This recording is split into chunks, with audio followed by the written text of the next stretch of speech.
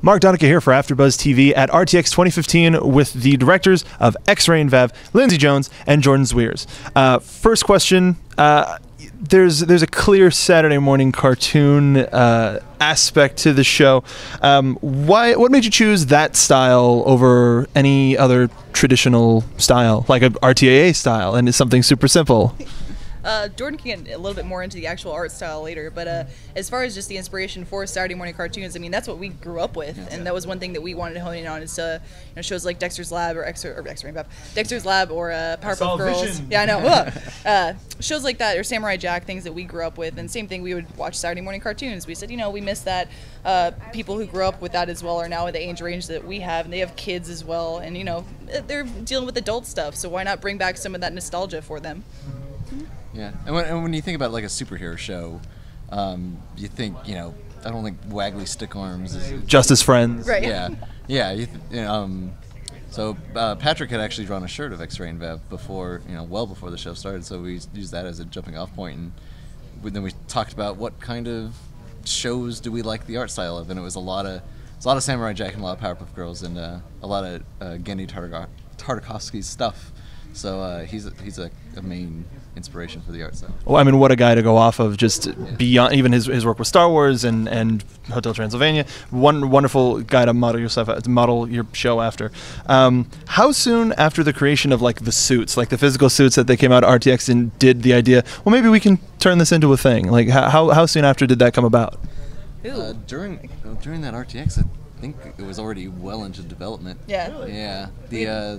We just used the suits that Patrick had drawn, and it's like, well, of course they're gonna look like this because they were great designs. So. Yeah. And the wonderful Anna Hullum is the one who actually made those suits, and she did the cosplay for the Ruby Girls as well. She's so talented, but ideally she might make more for this season. So maybe we could see some cosplay of Ash or Rusty or. I'm hoping for Waluigi personally. Like that's that one costume with the people like grape juice. Yeah. That's another thing. We talked about that before too. That fans sometimes find references that we don't intend to make, or they'll like put pieces together. That was one. Is like a Waluigi reference. We wanted a guy who was like, he's gonna throw wine on everyone and ruin their clothes, and they're like, oh, Waluigi, people like grapes, got it, good one, guys. And we're just like, sure. He's wearing purple and he has the weird nose, weird like mustache. We did mention like when Patrick drew, it was like he does look like Waluigi a little bit. It's like, it's fine. We said that. I think when the concept art that I sent him was a picture of Waluigi, I was like, we kind of want something like this, and then it was very similar. So there's a lot of references in the show to Achievement Hunter and years of Let's Plays. Do you think that the show is super accessible to people who aren't familiar with any of that content? I'd say so. I mean, even with season 1, we were very, very heavily focused on Achievement Hunter references. People were saying, I have friends who were watching what I was watching and said, what is this? And they hopped in, knew nothing about Achievement Hunter and loved it. They thought it was a great show. So I think it was already accessible, but now we can expand on that in the second season and, bring in more characters that have nothing to do with Achievement Hunter. Ash specifically is one that we have. So yeah, I think we're trying to broaden our audience, really. Yeah, I think the show is accessible, and if you know about Achievement Hunter, you just get a little more enjoyment out of it. And I think the characters, the jokes, and the stories, they all kind of stand on their own, and it's just, you piece it together. If you already know, it's like, oh, that's a little nod for what I know. Like the tuxedo mask hat on the armory. Yeah, I know. So the show's grown from 4 episodes to 10 this season. Do you see the show getting to the length of like a Ruby or Red vs. Blue, like 20 episodes plus, or cinematic cuts, any sort of a thing? I wish, ideally, yeah. That'd be a lot of work. Dream of dreams. Yeah, it would be a lot of work.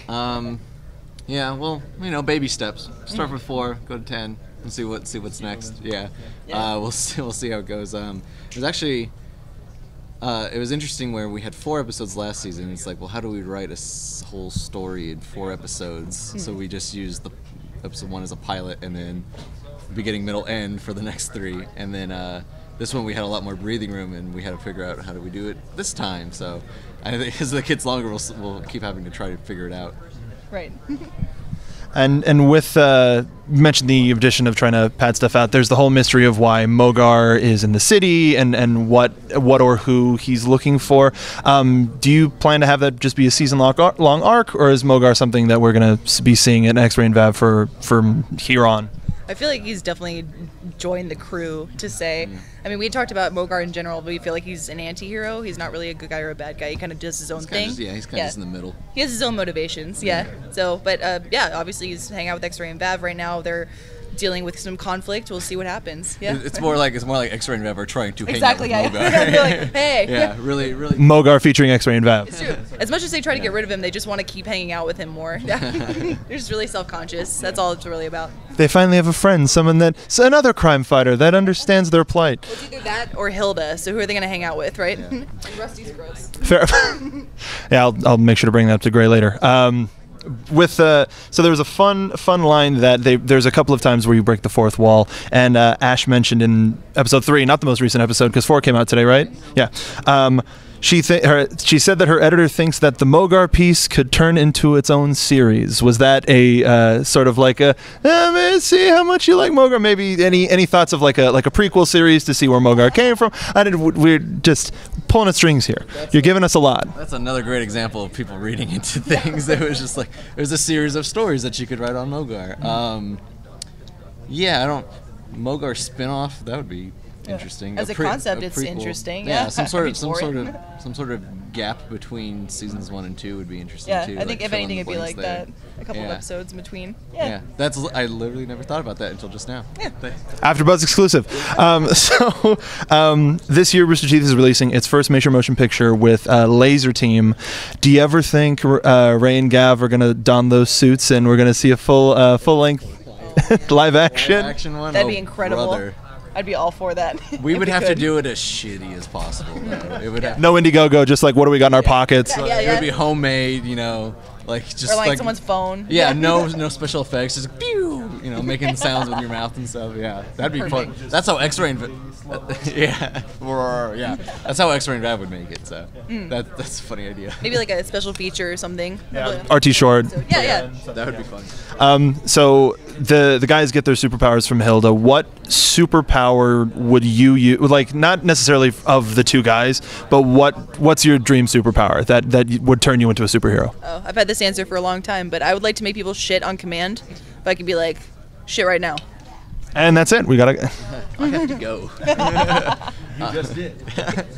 I would like flight. I would like be able. I wouldn't turn it into a superhero power. I would just like go around. Travel. Yeah, it'd be easier to travel. Yeah, I wouldn't save the day or anything. I would just travel. Wouldn't have to go to the airport. Zero traffic for the rest of your life. Exactly. It's a piece of cake. Thank you for joining us. Just wanted to confirm we're doing the X-Ray and Vav after show August 17th, and you guys are going to be joining us for the first recap. So make sure to send in your questions to hashtag ABTV X-Ray and Vav, and we'll ask your own fan questions. Thank you so much for joining us, and we'll see you on the 17th. Yeah. Thank you.